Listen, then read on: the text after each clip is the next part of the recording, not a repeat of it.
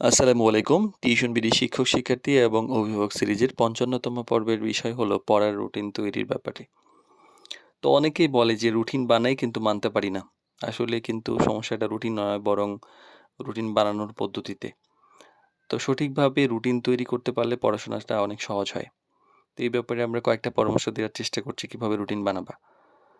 তো একদিনে ৮-১০ ঘন্টা পড়ার রুটিন বানিয়ে আসলে লাভ নাই যদি তুমি সেটা না মানতে পারো।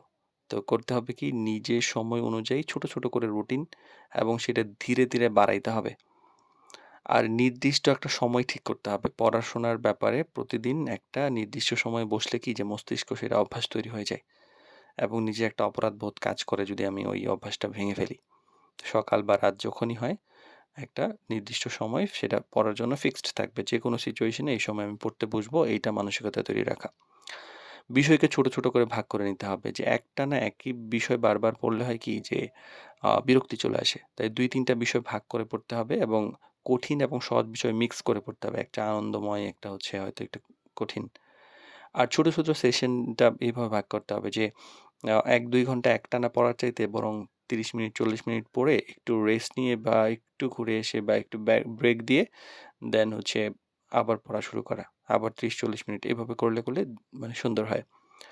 আর ফাঁকা সময়টা রাখা উচিত যে একদম পুরা সময় সকাল ঘুম থেকে উঠে সেই রাত পর্যন্ত পুরাটাই রুটিনে ভরা। এইরকম না করে একটু গ্যাপ রাখা উচিত। নিজেরও একটু রিল্যাক্সেশন এর দরকার আছে এবং অন্য সময় অন্য কিছু যদি এড করার প্রয়োজন হয় সেখানে যেন করা যায়। কারণ শুধুমাত্র পড়াশোনা করলেই তো হবে না। অনেক জিনিস এর সাথে প্যারালালি করতে হবে। আর রিভিশনের একটা ব্যাপার থাকে যে শুধুমাত্র আমি পড়লাম নতুন বই, নতুন, নতুন পড়া কিন্তু রিভিশন করছি না। এতে কিন্তু গ্যাপ হয়ে যাবে। পুরনো পড়া বারবার রিভিশন করলে কনফিডেন্স বাড়ে এবং হচ্ছে মানে অনেক কিছু পড়ার চাইতে অল্প, অল্প ভালো মানে ভালো করে পড়া ভালো। আর রুটিন ফলো হচ্ছে কিনা সেটা দেখা উচিত। কারণ রুটিন যে শুধু বানিয়ে রাখলাম কিন্তু সেটা কোনো অ্যাসেসমেন্ট করলাম না, নিয়মিত দেখলাম না।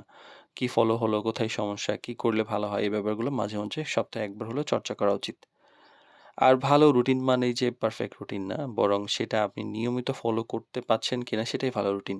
যদি রুটিন ঠিক থাকে তাহলে সময় নষ্ট কম হয়, পড়াশোনা গুছিয়ে হয়, চাপ কম থাকে। তাই আমাদেরকে মনে রাখতে হবে যে রুটিন বানানো নয়, রুটিন মানাটাই আসল।